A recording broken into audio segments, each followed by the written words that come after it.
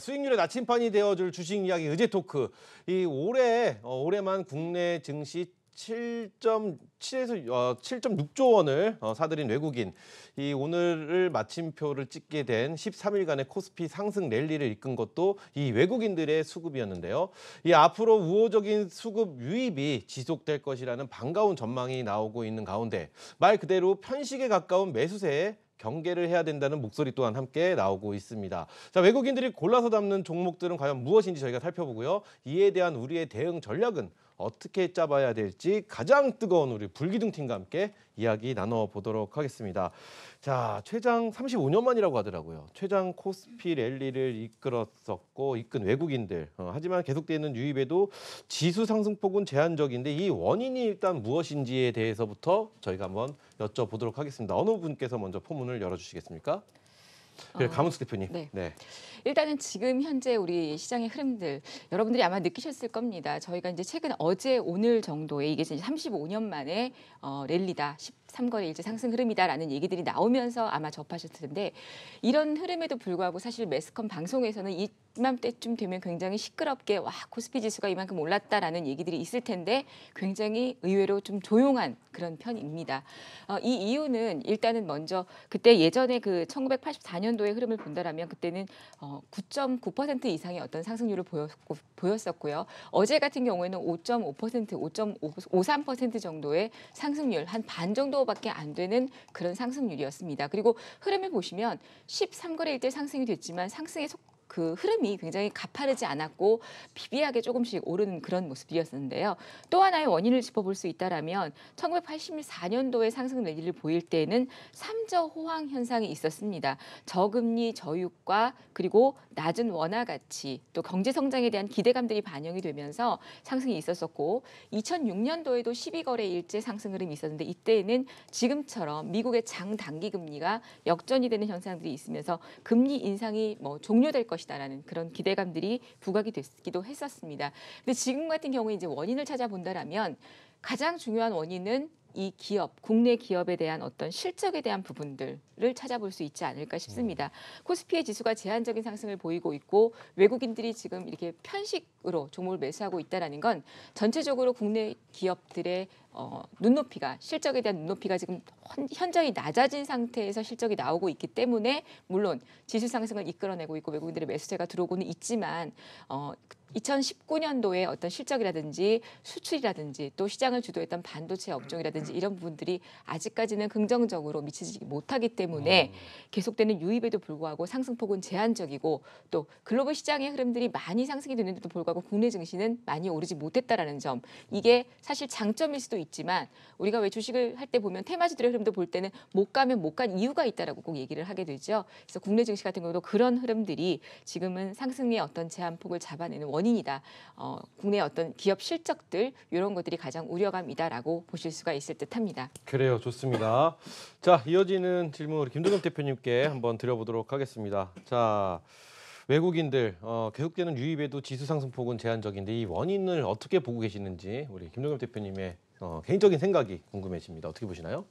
네, 일단 방금 우리 강은숙 대표님께서 자세한 말씀 상세하게 해주신 거에 이제 동의를 하고요. 지금 13일째 올랐는데도 지수가 한 5%밖에 안 올랐다. 오늘 이슈의 제목에 답이 다 있습니다. 외국인들이 그야말로 편중이 돼가지고 몇몇 종목만 핀셋 매매를 하다 보니까 전반적으로 시장에 확산이 되지 않았기 때문에 이런 매기의 온도가 시장에 전반적으로 퍼지지 않음으로써 동반 상승하는 효과가 별로 없었다. 어제 같은 경우도 지수는 나름대로 견조했으나 하락 종목이 더 많이 나오는 그런 시장이 지금 계속 연속되고 있다는 게 지수 제한을 좀 하는 가장 큰 원인이라고 생각이 들고 이 자금의 성격에 있어서 또 한 가지 원인을 들 수가 있을 것 같습니다. 최근에 보시면 아시겠지만 미국이 금리 인상을 이제 안 하겠다. 적어도 연말까지는 안 할래라고 하는 것들이 나오면서 달러가 일부 약세 분위기가 되고 또 위안화가 최근에 그 협상 과정에서 다소 강세로 전환이 되면서 신흥국 쪽으로 집행되는 유입되는 자금의 성격들이 꽤 많이 유입이 되고 있다는 건 여러 군데 채널로 확인이 되고 있는데요. 이 자금의 성격이 거의 다 대부분 패시브 펀드 쪽으로 유입이 되고 있다는 거죠. 패시브라고 하는 건 뭐냐면 그러니까 지수 추종을 하는 분위기에서 지수 관련된 가능성이 높은 종목들을 거의 의무적으로 편입하는 그런 종목 펀드이기 때문에 지금 유입되는 속도에 따라서 그냥 연동해 가지고 지수 관련한 대형주 중심으로 해서 편입되는 그런 과정을 갖고 있습니다. 최근에 4월 달 들어 가지고서도 오늘까지 따져보면 약 2조 5천억 정도 2조 5천억 원 정도의 외국인 순매수가 들어왔는데 그냥 생각해 보면 이런 생각 들거든요. 4월 초에 한꺼번에 2조 원을 사지 왜 매일 2천억씩 살까? 이런 생각 해보신 적이 있을 거예요. 나날이 지수가 올라가고 가격대가 올라가는데 왜 한꺼번에 안 사고 여러 날에 걸쳐서 살까 이런 생각을 하실 때가 있을 텐데 그게 바로 매일매일 유입되는 신흥국 자금이 우리나라 쪽의 비중만큼 배분이 돼가지고 그것들이 매일매일 집행이 되다 보니까 그 한도가 거의 일평균 한 2천억 정도 내외를 살 수 있을 만큼 유입이 되는 한도대로 지금 집행이 되는 거다라고 보실 수가 있고요. 패시브 펀드라고 하는 거는 그렇게 적극적으로 가격을 높게 올리면서 사는 펀드 자금 성격이 아니기 때문에 지금 아무래도 예전의 어떤 그 경험치보다는 지수가 크게 오르지 못하는 가장 큰 원인이 있을 것 같고 또 한 가지는 뭐 여러 군데 분석이 나옵니다만 결국 기업 실적의 문제인데요. 지금 우리나라 시장 대비해 보면 뭐 PER 단 11배 수준 정도가 2230선 정도라는 어떤 분석이 나오다 보니까 역시 최근에 2200선을 돌파하는 상황에서는 지수가 더 올라가는 게 맞나라고 하는 과정에서 여러 가지 좀 지수가 더 올라가기 힘들다라는 의견들이 또 힘을 받으면서 지수 상승이 좀 제한되는 그런 과정에서 돈은 밀려 들어오고 해당되는 종목들은 사지만 지수는 크게 올라가지 않는 그런 현상들이 좀 반복되고 있다 이렇게 좀 분석을 하고 있습니다. 그래요, 좋습니다. 자, 같은 질문입니다. 우리 김병정 대표님은 어떻게 생각하시는지 외국인들 유입에도 지수 상승폭은 제한적인데 이 원인 어떻게 보고 계시는지 궁금해집니다. 예, 그 뭐 이제 두 분이 잘 이제 말씀해 주셨거든요. 네네. 저는 뭐 짧게 말씀을 드리겠습니다. 무엇보다도 이제 중요한 거는 이제 국내 기업들이 이제 실적이죠.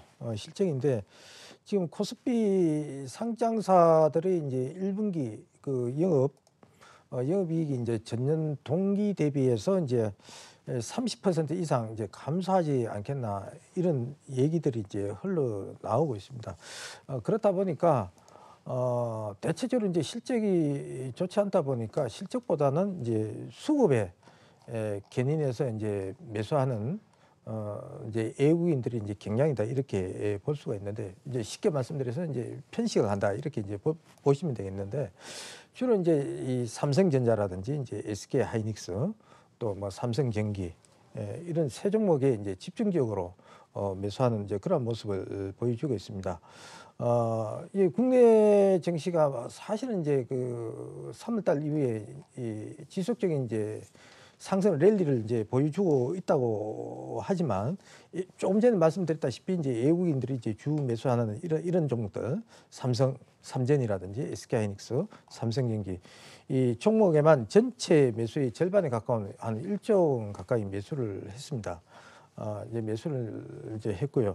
그렇다 보니까 대형주 전반으로 이제 실적으로 이제 보니까 대형주 전반으로 좀 확산이 돼야 개인들도 이제 투자 수익률을 올리기가 이제 상당히 쉬운데 뭐 철강이라든지 뭐 은행이라든지 정권이라든지 건설, 조선 이런 쪽으로 이제 확산되는 국면이 아니고 계속적으로 이제 편식되는 이러한 경향이 나오고 있기 때문에 앞으로 주식 시장도 상당히 좀 어렵지 않겠냐 이렇게 보고 있고요.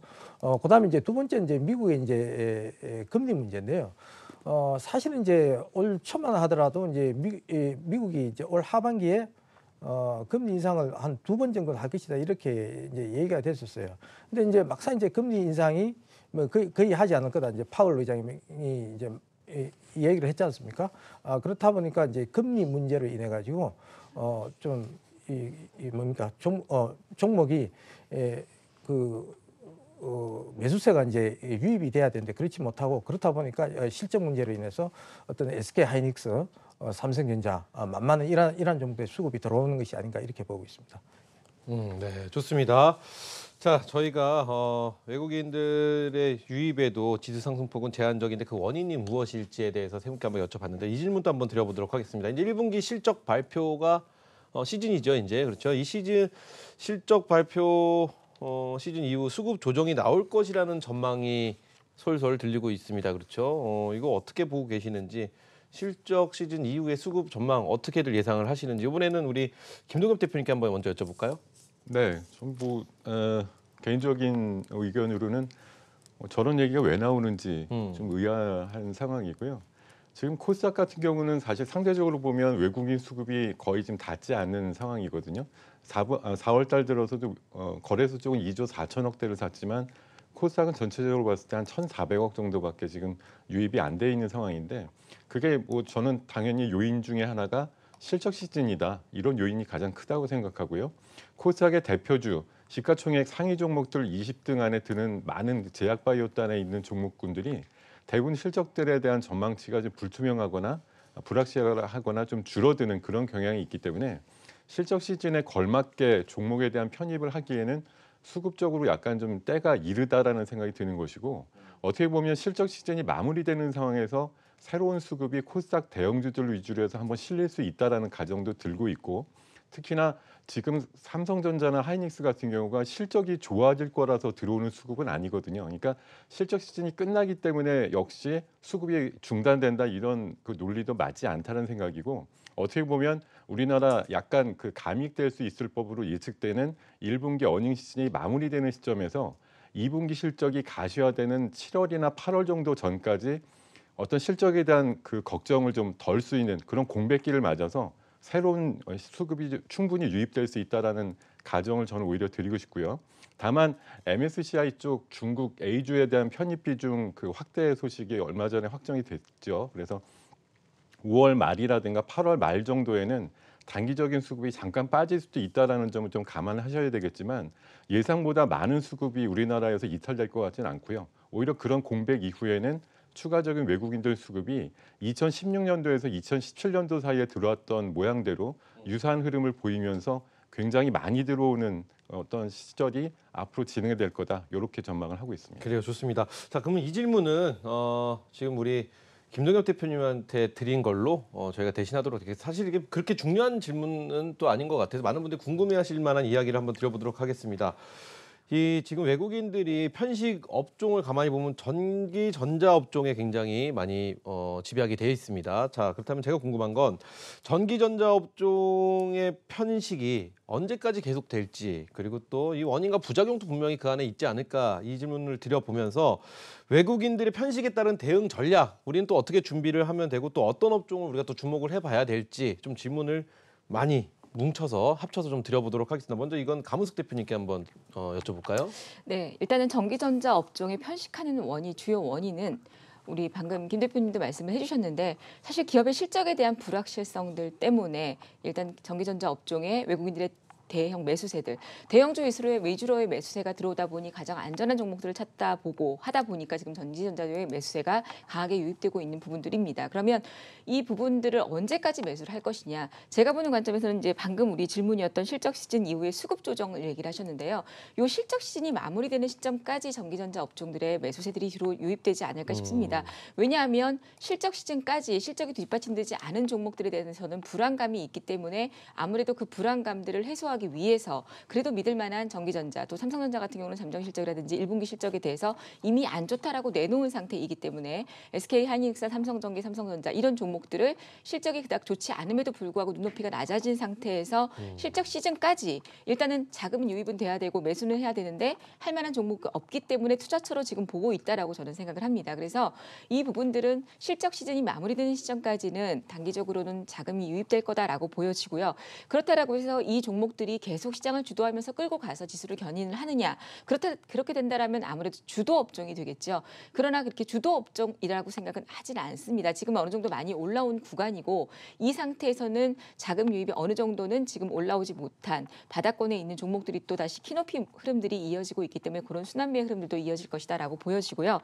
여기에 있어서 이제 부작용이나 어떤 원인들을 본다라면 우리가 이제 코스닥 같은 경우에는 사실 실적 전망치가 확인되지 않은 존재하지 않은 이런 많은 기업들 같은 경우에는 변동성 확대가 나올 수가 있습니다. 그래서 이런 변동성 확대를 우리가 감안을 해서 대응을 하셔야 하고 2018년도에 사업 보고서를 통해서 2019년도에 어떤 실적이라든지 이런 부분들이 확인이 된 종목들 같은 경우에는 오히려 실적 부분들이 1분기 실적이 어느 정도 마무리가 된 시점부터는 반등이 나올 수 있는 구간이다라고 보실 수가 있고요. 현재 구간에서는 증시의 방향성이 일단 상승을 나타내긴 하겠지만 이런 속도나 이런 부분에 있어서는 외국인들이 편중이 되어 있기 때문에 속도나 상승 각도는 가파르지는 못할 것이다. 그리고 또 이 수급에 대해서 수급이 좀 조정이 나올 것이다라고 우려하는 부분들도 사실은 시장이 계속 랠리를 보일 수 있는 그런 시장이 아니기 때문에 외국인들이 들어온 자금들이 이게 뭐 자금이 확 빠져나가서 조정이 나오는 게 아니라 단기적인 차익 실현이 충분히 나올 수 있는 구간입니다. 그래서 이게 조정이 큰 조정보다는 단기적인 어떤 눌림목, 조정이 나올 수 있는 구간을 대비해서 이런 우려의 목소리들이 나오지 않을까 싶습니다. 네, 좋습니다. 그렇다면 실적 시즌 마무리는 분기가 끝나고 45일 정도 기간이 있으니까 5월 중순까지라 뭐 이렇게 좀 예상을 하면 되겠죠? 5월 초까지 정도. 네. 네, 좋습니다. 다음 우리 김병전 대표님께 여쭤보도록 하겠습니다. 자, 전기 전자 업종의 편식이 과연 언제까지 지속될지 이 질문을 한번 드려보면서 외국인들의 편식에 따른 우리의 대응 전략 또는 우리는 어떤 업종에 이제 좀 준비를 하면서 좀 관심 있게 지켜보면 좋을지에 대한 질문 같이 한번 드려보도록 하겠습니다. 예, 뭐 좀 전에 또 우리 감 대표께서 좀 말씀하셨지만, 뭐 제가 생각을 하더라도 이 편식에 대한 내용은 5월 중순 정도까지 지속되지 않을까 이렇게 보고 있습니다. 네. 무엇보다도 이제 1분기 이제 실적에 대한 이제 우려감이 계속되고 있고요. 좀 전에 제가 말씀드렸다시피 이제 제한된 종목, 뭐 삼성전자라든지 SK하이닉스, 삼성전기 위주로 이제 외국인들이 계속 사고 매수를 하고 있습니다. 물론 이제 1분기 실적에 대한 이제 기대치가 있겠는데요. 좀 전에 제가 말씀드렸다시피 이제 1분기 실적이 기대치에 못 미칠 경우에는 이제 물량이 쏟아져 나올 수도 있고요.